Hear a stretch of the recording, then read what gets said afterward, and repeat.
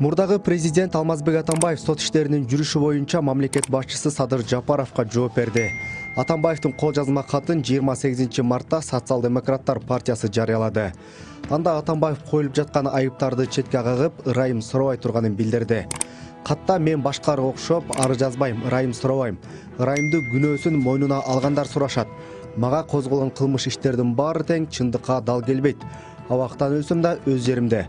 Кыргызстанда өлөм деп жазат Атамбаев. 25 мартта Садыр Жапаров Атамбаевдин тегерегиндеги талкуу боюнча Фейсбукка пикирин жазып, мыйзам алдында баары бирдей экенин, жоопкерчиликке тартылган жаран ак экенин сотто далилдеши зарылдыгын эскерткен.